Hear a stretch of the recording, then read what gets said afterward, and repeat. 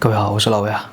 上一期我们讲了朱镕基为什么能够成为中国最后一个被称为经济沙皇的总理。那么今天这一期呢，我们讲朱镕基之后，中国为什么再也没有铁腕总理了？是温家宝性格太温和了，还是李克强只是一个书生拍不了桌子，还是说李强的经济能力不行呢？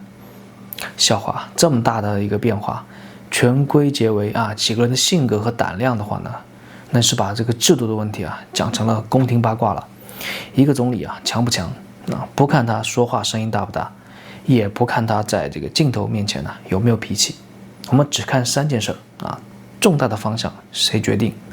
重要的政策呢谁来拍板，出了问题呢又由谁来负责。朱镕基时候呢，他的那个时代总理不只是一个组织的执行，也能直接发起改革、计划、方案、协调部门，最后呢把这个政策推进下去。那么今天的总理呢，仍然有很大的行政的权利，但在重大的这种经济的路线和重大的改革的方向上主要还是在党中央决定的总体框架内负责细化和落实。这才是朱镕基之后再无铁腕总理的真正的原因呢，不是后来没有能力强的人，而是总理这个职位他的实际的决策权已经发生了改变。我们先讲清楚一点中国的宪法和法律并没有取消总理负责制2023年的修订的国务院组织法仍然规定国务院实行总理负责制，总理领导国务院的工作。所以如果有人说今天的总理完全没有权利了，那也不符合事实。国务院依然呢是管理全国规模最大的行政体系，财政预算行政法规、部门协调、地方政府、公共服务和大量的这种经济政策，最后呢都要由这个国务院系统组织实施。总理每天他处理的事情仍然比绝大多数国家领导人复杂得多真正变化的不是总理还有没有权利，而是总理能不能独立决定重大经济政策的方向。任何人答应你的事情都不算数，只有自己能做主的事情才算数。判断一个职位也是如此写在这个纸上的权利当然要看，但更重要的是遇到了重大的问题的时候呢，谁到底能够这个召集会议，谁能够定这个总体的方案，谁最后做决策做决定。那么朱镕基为什么感觉特别强呢？上一集我们讲过，他在1991年任副总理，92年呢进入政治局常委，93年呢就兼任中国人民银行行长负责国务院的常务工作和经济这个金融工作分税制金融整顿国企改革住房改革还有这个政府机构改革和这个入市谈判他都直接参与设计和拍板。当然他也不是想干什么就干什么，他背后有邓小平的认可，也有江泽民的支持重大事项仍然是要经过党中央的。但是在已经确定这种改革开放方向以后经济改革具体怎么做，国务院和朱镕基基本上它是有一个很大的操作空间的说再直白一点呢，就是那个时候很多经济改革是国务院先研究方案，总理去中央争取支持，然后由国务院压着各个部门和地方执行的。总理既参与定方向，也负责把事情干完。而且在90年代初问题非常集中通胀三角债银行坏账、国企亏损、中央财政薄弱，哪一项都不能等了。危机越大呢，越需要有人统一来处置朱镕基的个人能力当时在这个经济危机和最高层的这种授权正好是碰到了一起。到了温家宝的时候这个格局也没有马上消失。温家宝做了10年的总理国务院仍然是经济政策最重要的决策和协调中心。2008年的国际金融危机爆发以后，扩大内需10项措施和后来通常所说的这种4万亿，主要是由国务院组织推动的。每年的总理记者会也让总理直接面对国内国外这种媒体，对经济、对就业、对房价，还有社会的政策做出一些说明。所以呢，从朱镕基到温家宝呢，更多的是总理的风格变了。朱镕基是强硬，是急躁喜欢当场就追问这个数字。温家宝呢更注重协调也更重视民生表达。但不能因为温家宝说话温和就说他没有权利了。真正明显的结构变化是从2013年以后逐步的加快的。13年以后呢，中央全面深化领导小组成立习近平担任组长，李克强担任等一些人担任这种副组长。那这个小组的职责是什么呢？就是负责改革总体设计和统筹协调整体推进和督导落实。大家注意总体设计这4个字非常的重要过去许多经济改革由国务院系统先设计，然后再报中央决定。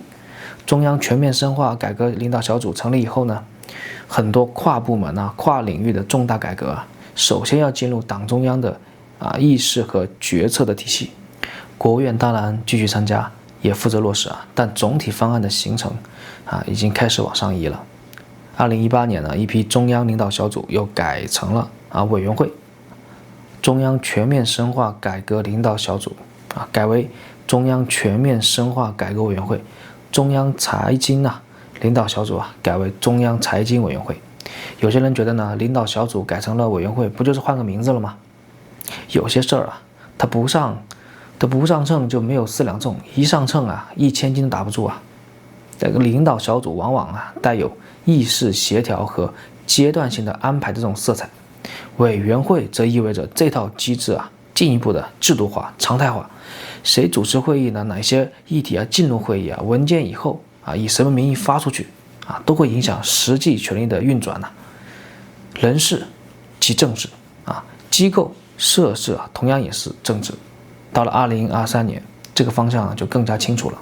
当年的党和国家机构改革方案设立的中央金融委员会加强党中央对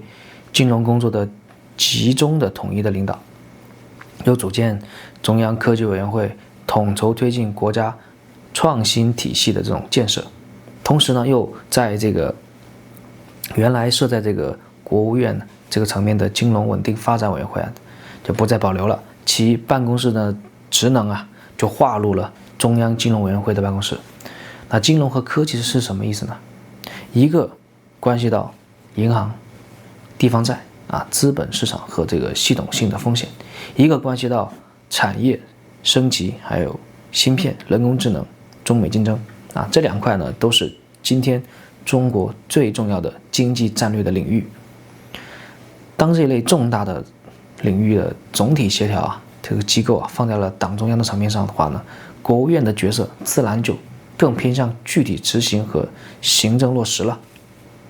2023年呢，李强出任总理以后公开讲过要把党中央的重大决策部署细化